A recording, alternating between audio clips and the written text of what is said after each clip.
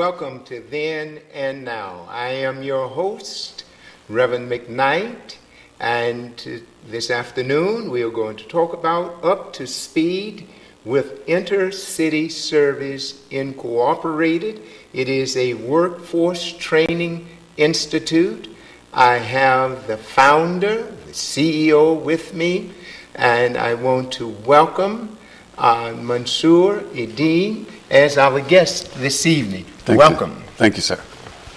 And we're going to talk about the InterCity service and what it provides, some background on it, its history here in the city of Berkeley, what some of your objectives are. So can you begin by briefly telling us what is InterCity Services? Thank you for having me on your program, first of all. InterCity Services is a nonprofit vocational skills training, workforce training organization. We were founded here in Berkeley in 1984, and we provided services to the community ever since 1984. We provide vocational training in the area of IT training. We specialize in software applications, the MS Office suite, which consists of MS Word, Excel, PowerPoint, and Access. Most of the folks that when they look for jobs these days and they look in the newspapers, they see these programs. These are prominent programs that employers are looking for. As you know, our society has moved primarily to a service society. Wow. And these programs are paramount for people that are looking for employment these days. You said your organization was founded in 1984. That's 27 years. Yes. That's over a generation. Sociologically speaking, a generation is 25 years. Yes. What changes have you noticed over a generation? What was the need in 1984 as compared to what it is in 2011? Well, in 1984, the computers, PC, the personal computers, was emerging in the business community. Right. And we were fortunate to be on the front line in bringing that training to the community. At that time, you could only get those kind of training through organizations that was charging quite a bit of money.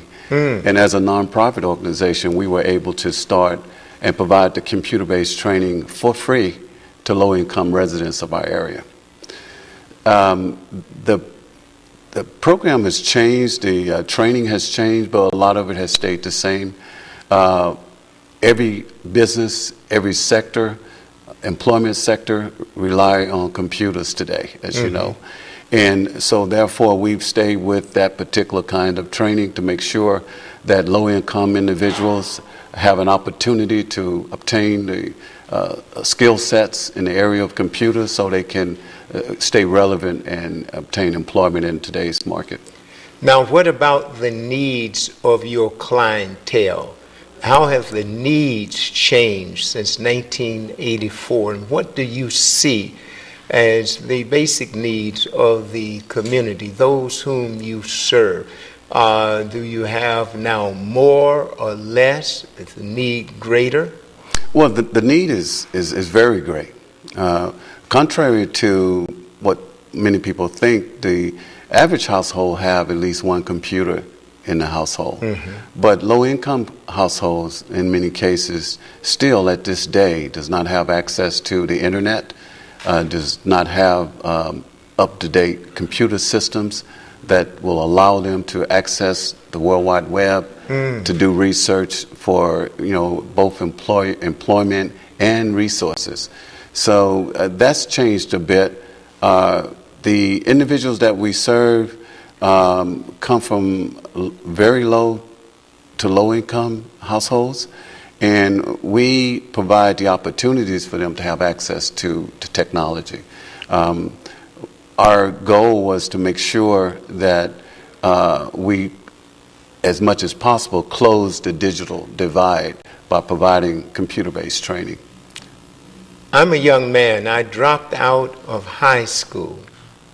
I don't have a diploma. I do not have any skills. Can you help me? We most certainly can. Our goal, first of all, is to make sure that anyone that come into our program, we will not enroll them in a program that they do not have the ability to benefit from it. Mm-hmm. We don't want to add to their failures. And I'm glad you brought that up, because we do provide a GED preparation program for individuals that's dropped out of high school. And clients that enrolled in our GED program, we do the preparation. We provide math, English, science, social studies, and writing courses, and we assist them in preparing for the GED tests. And once they complete the GED, and in many cases, it might take from 6 months to a year for them to complete their GED, they have first option on taking any of our computer classes. Excellent. Now, in the training that you have, you provide the clientele, you provide the students with the necessary skills. Yes. To go out and participate in this knowledge-based economy that we live in. That's correct. That's exactly correct. The classes that we provide go from beginning.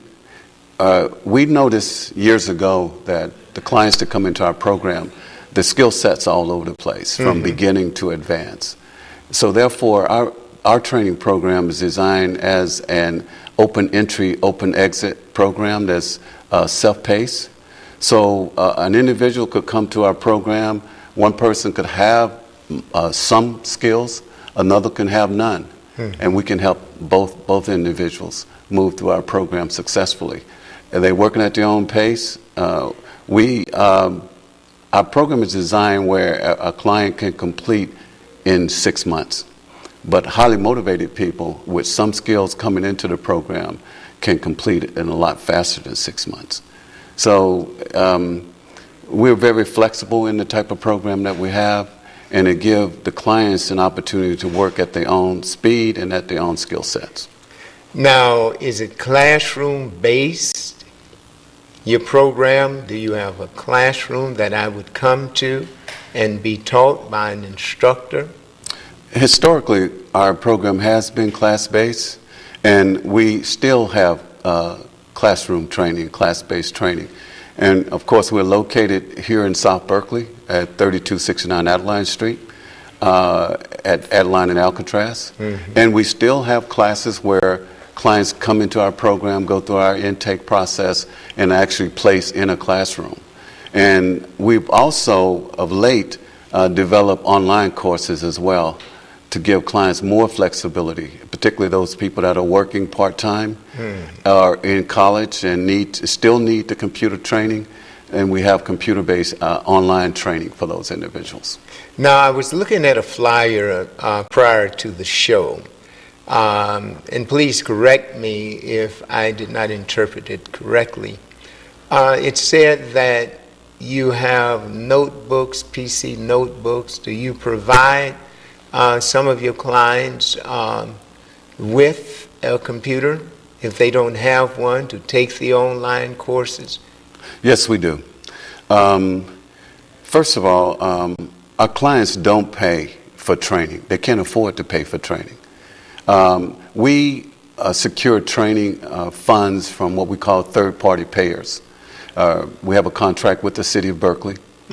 We also have contracts with the State of California Veteran Employment Division. And the contracts that we have, we found a way to purchase reasonably priced computers with computer access. So a client can come to our program, and as you stated earlier, if they want an online class, we have a program where we can provide them with a netbook computer with internet access. Netbook computer. It's a netbook computer.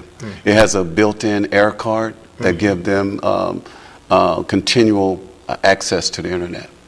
And they can take our computer training. And in addition to the software application in the MS Office suite, which, as I said, Word, Excel, PowerPoint, and Access, we also have created a green tech, online green tech program. We have a suite of green tech options as well. We have an online solar installation training program, a weatherization, energy audit, and retrofit program. So a client can take training in the emerging green tech industry. It's the future in our community, green technology. Now, I'm sorry. Go ahead. Upon completion of your training, do you have a certification program? Do you award them with a certificate that they could take with them into the marketplace, that they could list on their resume to say that I successfully completed this training course? Yes, we do. We're certified through the Bureau for Private Post-Secondary Education, Sacramento, and we do provide certification for all of our programs. Of course, the individuals that complete the GED program get those certificates straight through the State Department of Education. Okay. But all of our vocational classes are certified programs, yes. Excellent. Now, you had mentioned earlier that you are a nonprofit organization. We keep hearing reports, and it's already, I'm certain, they are doing it. I think the program started a month or so ago. Mm-hmm. They are releasing large number of young men who have been incarcerated back into society. But many of them do not have any skills, any marketable skills. Will your organization play a role with the state and other nonprofits in providing job training for these individuals? From day one, we provide training opportunities for individuals that are ex-offenders and or what they call formerly incarcerated. We don't discriminate against anyone. Okay.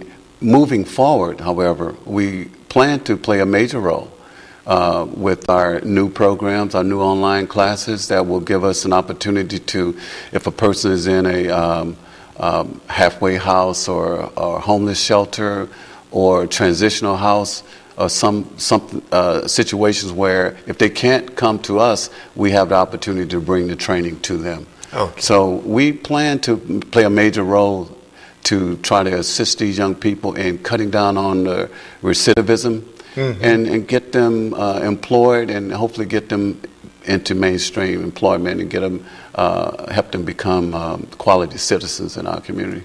Now, is this something already in process that you're doing? I'm in contact with, there are organizations in our area that specifically work with the formerly incarcerated, mm-hmm. and we're partnering with those organizations right now, mm-hmm. and we plan to expand that service to those individuals moving forward. I want to commend you on everything that you are doing. Is there a counseling component with it? We do. We have case managers, mm-hmm. that work with our clients, because in addition to the training piece, we try to remove other barriers that clients might have. Expungement, we work with the East Bay Community Law Center for expungement purposes. Excellent. And we assist clients in seeking housing, or shelter, or whatever the case may be. So we have case managers that work closely with our clients to try to identify barriers to employment, and we try to help them remove those barriers. I have a very interesting program that has just about been completed, and it's a program called Emotional Intelligence. This particular program allow individuals to review their emotional, how they present themselves emotionally, how to become mature emotionally, and how that impact on their ability to obtain and retain employment. So it's going to be a dynamite program, I think a very innovative program. It's about 75% completed right now, and I think it will be a benefit to just about anyone. That's great. Years ago, I read a book entitled Emotional Maturity. Yes, sir. And just reflecting back on some of the things that were in that particular book, I think it's a course that should be taught. Well, thank you. You know, again, yes. I want to congratulate you in your vision. Thank you. Yes. That you want to offer these courses to individuals, not only those who are struggling can use it, but even those Absolutely. who are in the mainstream. Absolutely. And I know you work with many people, both ex-offenders and other people you work with through your work as a minister. And so many people have said, if I thought before I act, I wouldn't be in this situation. You're right. So we want people to learn to think first and act Right. second. You know, and think if they're willing to take responsibility for their actions, and if they can deal with the repercussions that's going to happen after they do something, whatever they think they might want to do. So, you know, we're really excited about that program, as bringing that as part of our overall program offering. And as you said, it won't be designed just for our client base. We plan to have it as an online course. And anyone that's interested in strengthening their emotional abilities will be able to take that particular program. You keep mentioning online. Is there a website that you have? Yes, we do. Our website is www.icsworks.com. Good, and I'm certain that they're going to run that on the screen, but will you say that again? Give us that website address again. Okay, it's www.icsworks, that's WRKS.com. And so we go to that website, and we will find what? You will find information about our entire program offerings and future programs that we will be bringing to the community as well.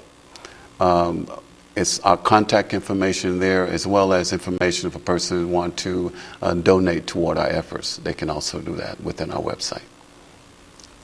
Now, since your inception, have you always been in Berkeley, or that you moved to Berkeley from another city? Or is this the birthplace of InterCity services? Berkeley is the birthplace of InterCity services.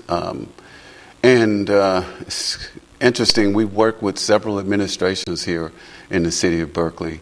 And nonprofit organizations, as you know, are not entitlement projects. So it's a challenge to keep organizations like InterCity Services funded. Sometimes I feel that the community and some of the folks in position to fund projects don't value certain efforts in our community. But we've been fortunate to keep our program going for 27 consecutive years, and we hope to continue in the future. That's quite an accomplishment. What are some of the things you attribute your longevity to? Well, first and foremost, our goal has always been to provide quality services. When you're dealing with political funding, funding that's provided through a political entity, in some cases, when the politics change, the funding go away. That's right. But we felt that if we provide quality training and let the training speak for itself, our customers can testify about the training that they get through our program. And I think that that's one thing that have helped us sustain over these years. Now, you had mentioned that you have local funding, the city level, and you have state funding. Do you get any federal funding from from the various federal programs? Well, first of all, I would like to let the audience know that if they live in Berkeley, we have funding through the city of Berkeley that provide tuition-free training to Berkeley residents. So if anyone live in the city of Berkeley and interested in any of the training that we've talked about today, they can come to our organization, and there's absolutely no charge to them for our training. The funding that we get through the state of California, through the Employment Development Department, it's called the Workforce Division, those dollars are actually federal funds through the Department of Labor. It's through what they call the Workforce Investment Act. Right. Yes. So those are federal dollars that we get. Yes, sir. Now, you had mentioned that you're located in Berkeley on Adeline Street at Alcatraz. Yes. So do you serve as walk-in clients? How do I get on your list? We been in business for so long. A lot of our clients hear about us through word of mouth. We've served generations of people, family-wise, mothers and sons and daughters and fathers. But most of our clients are referred through family members or friends. They do not have to have an appointment to come to our office. They can come in and they can get served the same day. So you do take walk-ins. If someone in the audience is watching now, they can come to 3269 Adeline Street at the intersection of Alcatraz during your hours of operation, and you will enroll them in your program. They can become enrolled in your program, and it's tuition free. There's certain criteria that they must meet in order not to be charged a tuition fee. That's correct. That's correct. And when we say tuition free, and thank you for bringing it up, because I want to make it clear, we don't charge the clients directly. We obtain funding for that individual through what we call a third-party payer. In the case of Berkeley residents, that's the city of Berkeley. In the case of veterans, we have a substantial veteran program that we've had since 1998. Those funds come through the governor's office, actually, through the 15%, it's called 15% WIA funding. The one-stop career centers in our area, in Alameda, Contra Costa County, there are 14 one-stop career centers. The main one-stop career centers, these are federally funded employment and training centers. The main center in our area is the city of Oakland at 1212 Broadway. There's one in Alameda at the Alameda College. We have one here in Berkeley called the North Cities One Stop. All of these federally funded employment centers has funding to assist individuals in purchasing training at training centers like ICS. You mentioned Alameda County and Peralta Community Colleges. Do you partner with them, say Laney in Oakland, or Merritt in Oakland, or Berkeley City College, if an individual has completed the GED, or if they so aspire to continue their education beyond the training they received there? Are you in partnership with them, with one of the campuses within the Peralta Community College system? We actually consider ourselves a partner with the entire Peralta College District entities, both Laney, Alameda, Berkeley City College, Merritt College. And as you stated, we consider ourselves a feeder program in a way, because many of our clients that come through our program, once they get the initial training, they have aspirations for higher education, and we do try to make sure that we assist them in moving forward and enrolling in one of the junior colleges in our area. Excellent. I see a need for your services because there are so many young people who leave high school without a diploma. Yes. Newsweek magazine had a feature article entitled Dropout Nation, where it says something like 50% yes, it is. of high school students leave without a diploma. Now, your organization, InterCity Services, I see as being sort of a transfer station for students in this category. Yes. They can come, receive your services, get preparation to move on to community college, and from there to a 4-year institution. That's correct. And it's very sad to see the large number of young people dropping out of high school, particularly the large number of African American and Hispanic young men and women are dropping out of our schools, even here at the Berkeley High. Mm-hmm. It's really unfortunate. That needs to be a major focus for our political leaders. But those people that need to help, we are there to help them. Excellent. Well, I want to thank you for coming on the show, for sharing with us about InterCity services, letting us know the services that you provide there, not only for the city of Berkeley, which say you have a VA program there. Yes. That services the entire state of California, and anything that we could do to help get the word out, we'll be willing to do that. I think that it is needed simply because, and unfortunately, the increasing number of young people who are leaving high school, leaving our public schools, without the preparation to continue their education. I heard Dick Gregory said that we're graduating students who do not have enough education to continue their education. Yes. So I want to thank you. Thank you. And to our audience from then and now, thank you for sharing with us. And until next time, this is Reverend McKnight bidding you so long.